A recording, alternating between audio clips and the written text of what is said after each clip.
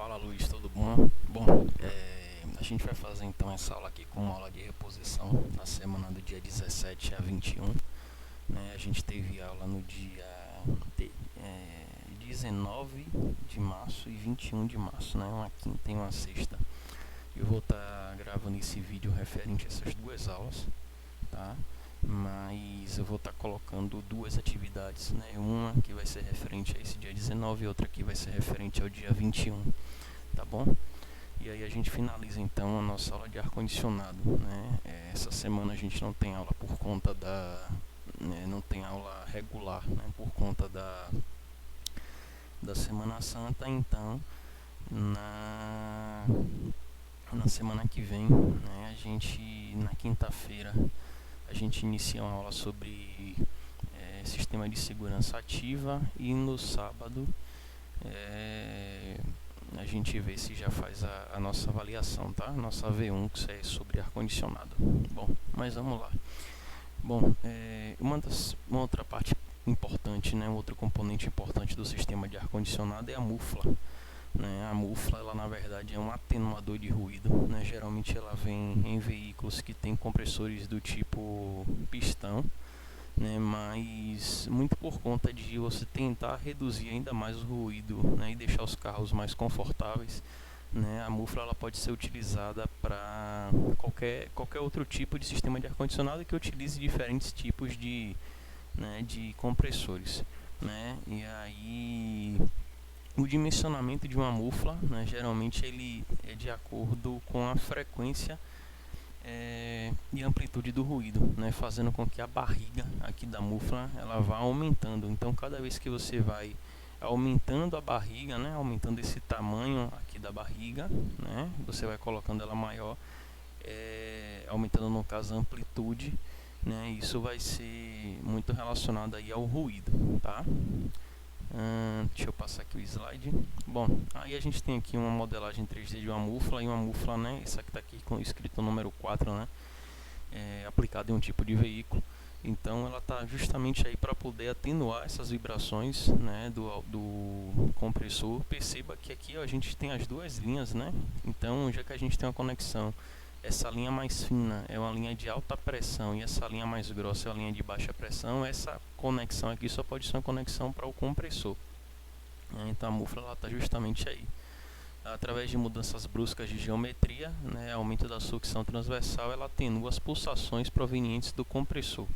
Suas aplicações devem ser as mais próximas possíveis do compressor, o qual é a fonte geradora do mesmo, né? Aproveite e veja que nessa imagem ela está aplicada no lado de baixa pressão, né?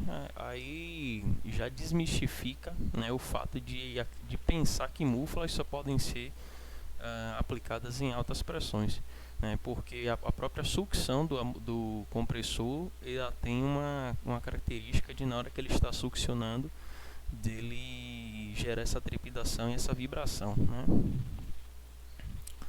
Um outro componente também importante, né, são os componentes de vedações.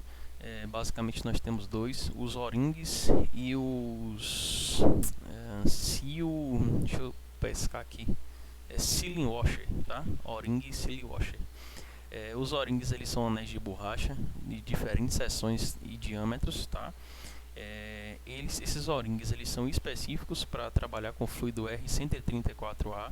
Lembre que se modificar o fluido, por exemplo, se eu tenho um veículo que é velho, né, um veículo antigo que trabalhava com R12, né, e eu coloco R134A naquele sistema, os O-rings eles não vão suportar, né, essa contaminação com um tipo de fluido diferente e muito provavelmente vai ter vazamento em todo o sistema, tá certo? Esse aqui, né, o sealing washer, né, são na verdade arruelas metálicas, né, com insertos de borracha vulcanizada. E o assentamento no bloco de conexão é bem simples, né? A principal diferença é que enquanto o O-ring você precisa melindrar de óleo, né, para ele entrar úmido, né, os sealing washers nessas arruelas metálicas você não precisa, tá bom? O filtro, né? O filtro é um outro componente bem importante do sistema, né? O filtro antipólon, também chamado de filtro de cabine, né? O filtro do ar-condicionado. Geralmente é mais comum o segundo nome, né? O filtro de cabine, né? Para não confundir com o filtro de ar, que Geralmente, quando é mencionado filtro de ar, é o filtro de ar do motor. E a função dele é de filtrar o ar externo, purificando o ar no interior do veículo. Então ele precisa ficar preso dentro da caixa de ar, né, após a passagem do eletroventilador, do evaporador. E aí ele tem essa função de reter impurezas, né, reter odores, tá? Além de proteger as peças do sistema, ele também impede que odores e poeira invadam o interior do veículo através do tubo de ar. Criado originalmente para auxiliar o funcionamento do ar-condicionado, o filtro de cabine é muito semelhante ao filtro de ar do motor, porque todos os dois são feitos de papel, então é um papel de microporos, em que esses microporos são eles que permitem a passagem ou não de determinado tamanho de substância. É um modelo que, além de papel especial, utiliza também carvão ativado, que aumenta a capacidade de reter odores e também aumenta o seu tempo de troca. Então, outro ponto a ser analisado é que o filtro de ar, ele deve ser substituído dependendo da severidade que aquele veículo ele se destina. Em grandes cidades, como o índice de poluição é muito alto, o índice de poeira também é muito alto, é recomendável que se faça uma substituição de 10 em 10 mil quilômetros ou a cada ano, tá? Nada impede que, se o ambiente ainda assim é muito carregado, muito contaminado, essa mudança ela seja antecipada. Por exemplo, se é uma máquina, um trator, um veículo que trabalha numa região de mineração, ou que trabalha na região que a gente tem uma engenharia civil muito grande, região de obra. Então pode ser antecipado, essa substituição, para, por exemplo, aí nesse caso não seria antecipado pela quilometragem, sim pelo tempo, para cada 6 meses, tá?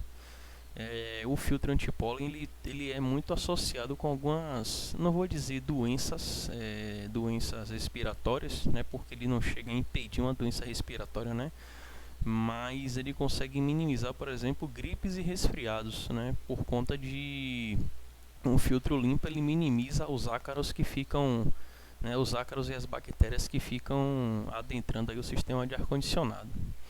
Um outro ponto prejudicial do filtro é que, se ele estiver muito sujo, como esse aqui da imagem, ele reduz o fluxo de ar para a cabine, e por conta dessa redução, o motorista ele tem a impressão de que o ar-condicionado ele não está funcionando direito. É nesse momento em que os motoristas tendem a utilizar ar-condicionado no número 3 ou no número 4 o tempo inteiro, criando uma falsa sensação de bem-estar térmico, porque muitas vezes colocar no 3 ou no 4 é porque nestas velocidades o fluxo de ar é tão alto que consegue vencer parte da restrição do filtro, só que ele se comportaria como um ar-condicionado na velocidade 1 ou na velocidade 2. Então, sempre recomendado que se faça a substituição e evite então ficar utilizando altas velocidades, enquanto na verdade o problema é só a troca de um filtro de ar-condicionado. O filtro de ar-condicionado ele tem lado, geralmente a seta vem escrita, vem acompanhada dessa frase aí, dessas duas palavrinhas airflow, que é o sentido do fluxo. Então, se eu estou montando esse ar-condicionado no automóvel e o airflow está para cá, quer dizer que o ar está vindo daqui e indo em direção para o lado de cá. Aí ele vai ser filtrado. Então aqui tem que ser o ar ambiente, ou seja, o ar que está vindo do eletroventilador, e aqui tem que ser o sentido que ele vai para o nosso evaporador, tá? É assim que ele precisa ser montado. E saindo um pouquinho desses componentes, chegamos no controle do ar-condicionado. O controle do ar-condicionado pode ser feito de duas formas, Nós temos o controle manual, que é com botões. Todos esses botões aqui, quando a gente movimenta um deles, eles puxam cabo de aço, e são esses cabos de aço que vão movimentar algum componente dentro da caixa de ar. E o outro tipo de controle é o que a gente tem, o controle digital, em que esses botões são substituídos por controladores. Esses controladores eles são ligados a uma central de conforto, uma central do ar-condicionado, e à medida que a gente modifica um desses parâmetros, então um motorzinho elétrico é que é acionado. Então a gente Por exemplo, mudaria aqui, né, se isso aqui fosse um painelzinho digital, né, apertaria aqui no 3, no touch do 3, e essa informação ia para uma central. A central então iria acionar um servomotor para que esse servomotor lá do eletroventilador ele começasse a girar na velocidade 3. A gente comentou sobre isso no fluxo de ar, né, aqui nos difusores, né, a gente tem veículos até que tem difusores centrais, difusores para o passageiro aqui do fundo, né. E aqui ó, a gente tem o sistema de distribuição de ar, né. Vou passar de uma forma um pouco rápida que a gente já comentou sobre isso, né. Quando a gente modifica, quando a gente quer aquecer, ajuste na temperatura, calor máximo, tá? Isso aí a gente já viu. Bom, o controle da recirculação pode ser feito de 3 formas: mecânico, elétrico ou a vácuo, tá? Sendo que o elétrico muitas vezes é o mais utilizado, né? O elétrico ou o mecânico. Essa recirculação é quando você aperta lá no recirculador do ar-condicionado, né? E aí os dutos na parte de baixo do veículo eles terminam recebendo o ar, e aí esse ar consegue, né, de acordo com a pressão, penetrar novamente na caixa de ar, e aí ele passar mais uma vez pelo evaporador e chegar então até as saídas, tá? Aí isso é feito de elétrico, mecânico a vácuo. Mecânico seria, né, o sistema natural, né, das coisas, ou seja, né, a própria massa de ar gelada atender a parte de baixo do veículo, né, e aí ela conseguir penetrar ali por dentro. O elétrico a gente precisaria de um ventilador, só que agora chupando o ar, né, soprando para dentro o ar. E a vácuo, né, seria uma bombinha de vácuo nessa mesma configuração. Geralmente elétricos ou a vácuos acontecem quando os carros eles têm difusores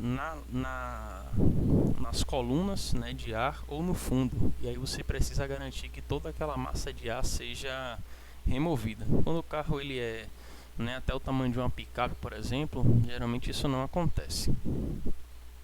O controle do ar-condicionado digital, como a gente já falou, né, aqui na telinha com touchscreen.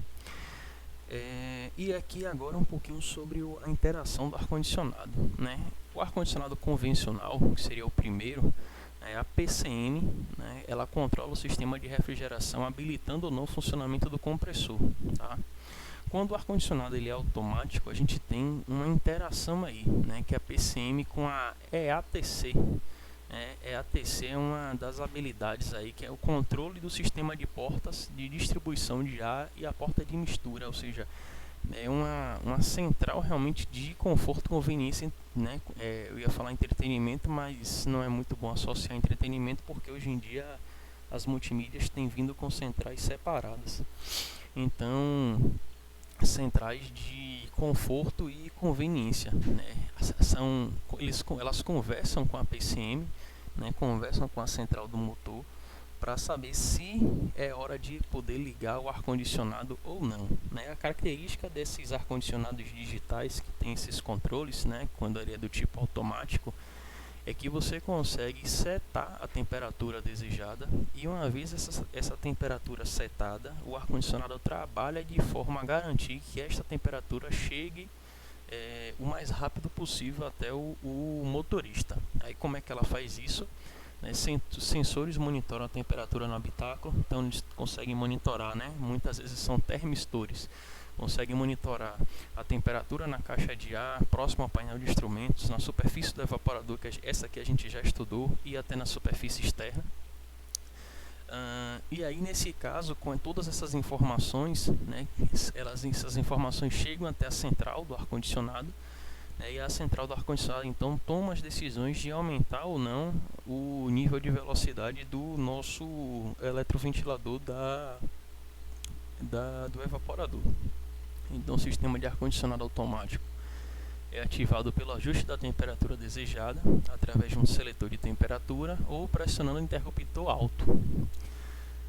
O sistema imediatamente faz o ajuste e mantém a temperatura conforme o nível ajustado com o controle automático da ECU, tá?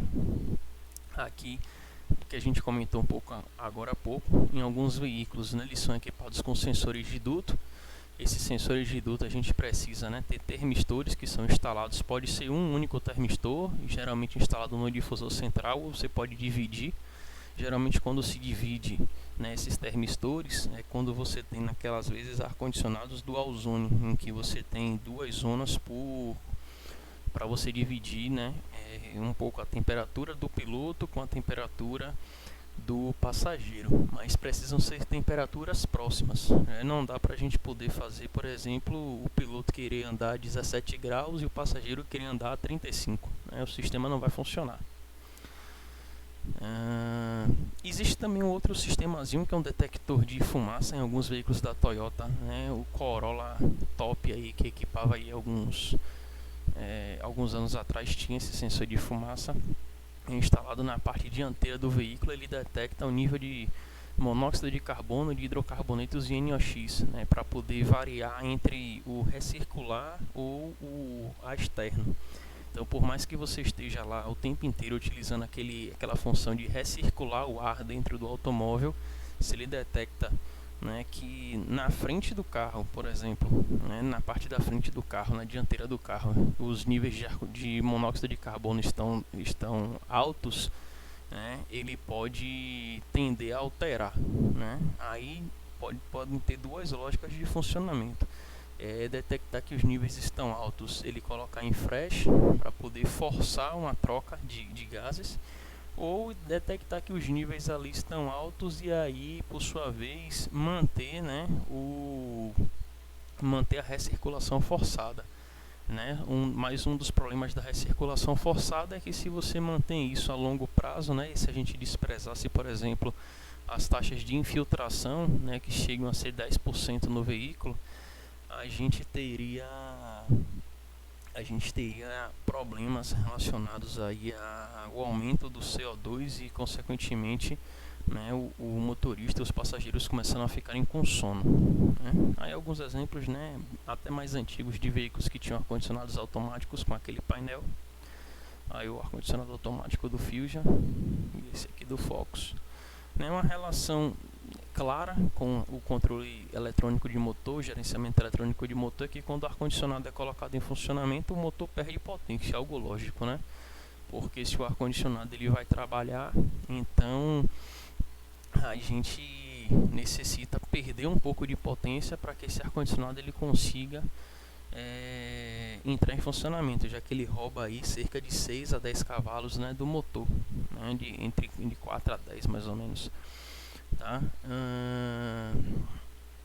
E isso faz com que diminua, então, por exemplo, o número de rotações e principalmente em marcha lenta. Aí, para evitar que isso aconteça, quando você clica no ar-condicionado, o sistema, sem você saber, né, a própria central de gerenciamento do motor, ela eleva a rotação do motor.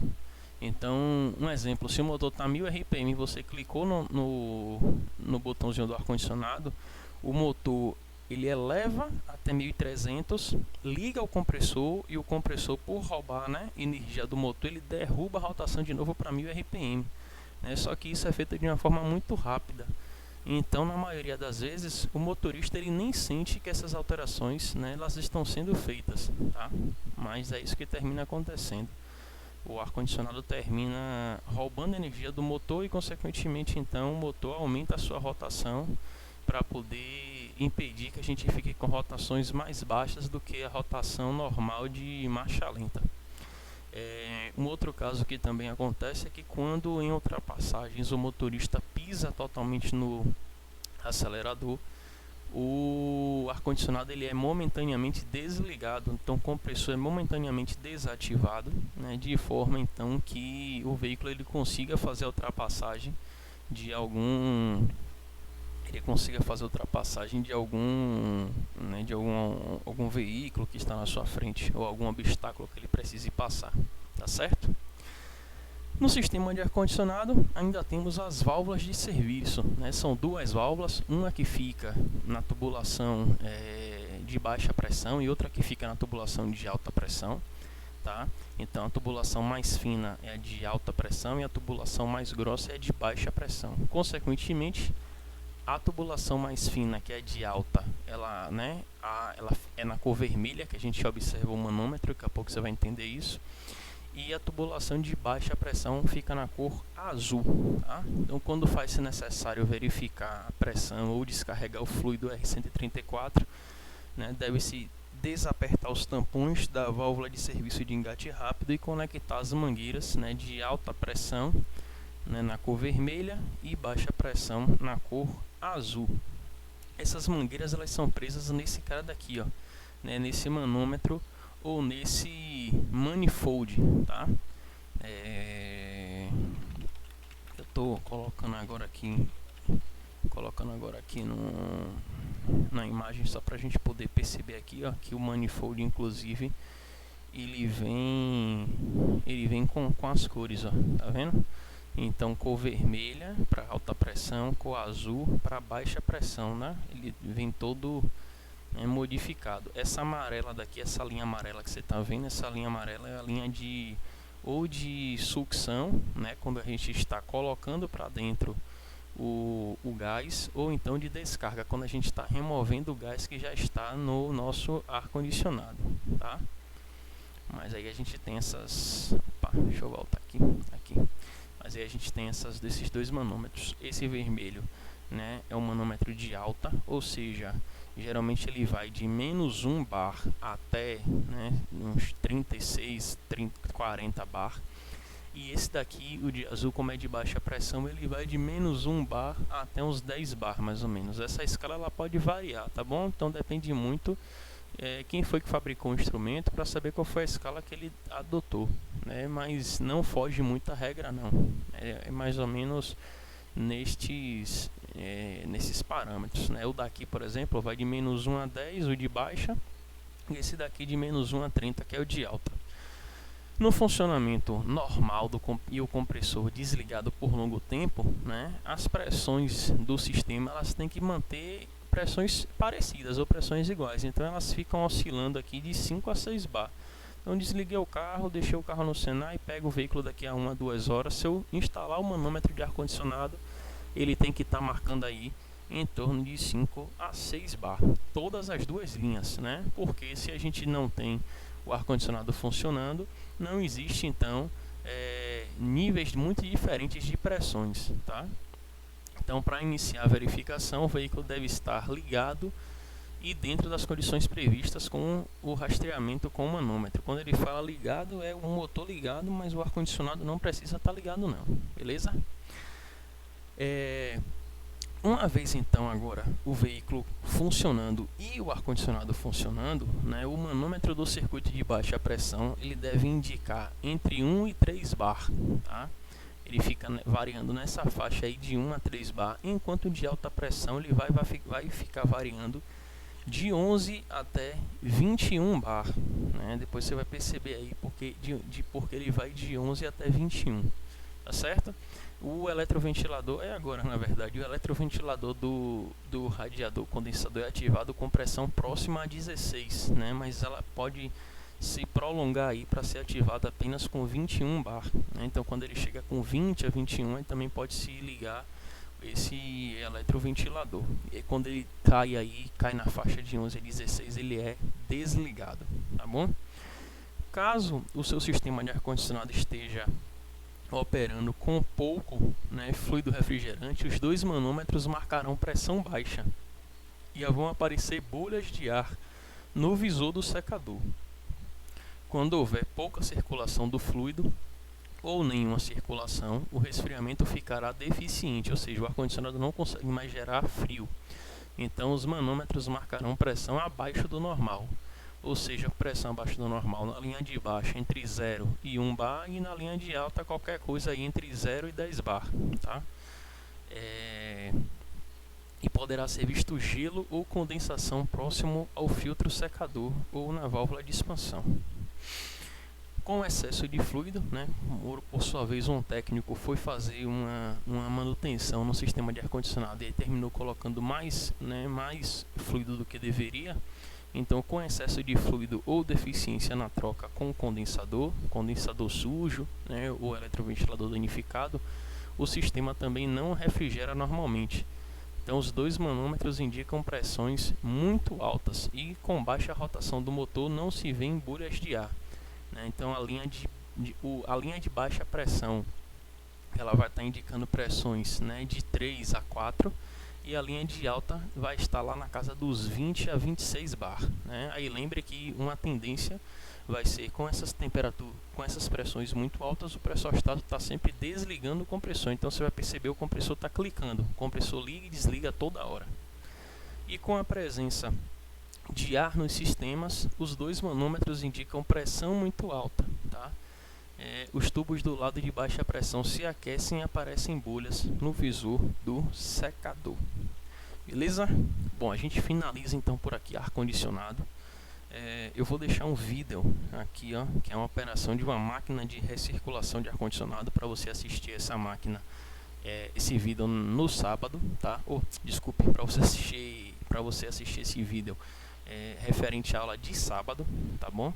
E aí você vai ter uma atividade que na verdade é dividida em duas questões. A primeira questão ela é referente, deixa eu voltar aqui na apresentação. A primeira questão é referente a essa primeira parte aqui da nossa aula.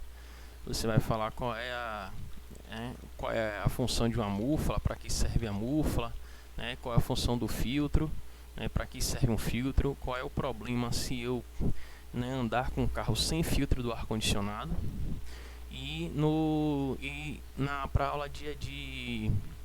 Para nossa aula para que seria, né, nosso horário da aula de sábado, você vai falar um pouquinho sobre as diferenças do ar-condicionado, né, convencional e o ar-condicionado automático, focando um pouquinho nas pressões também, né, quais são as principais pressões aí do sistema, tá bom?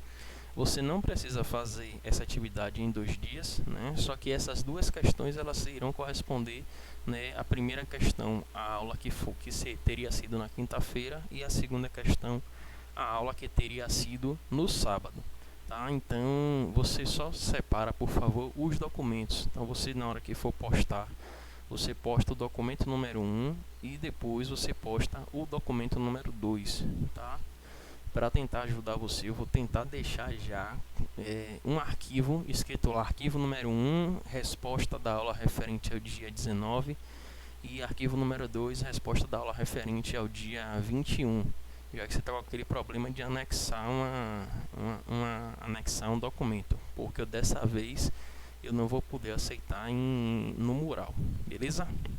Qualquer dúvida, você entre em contato comigo, tá?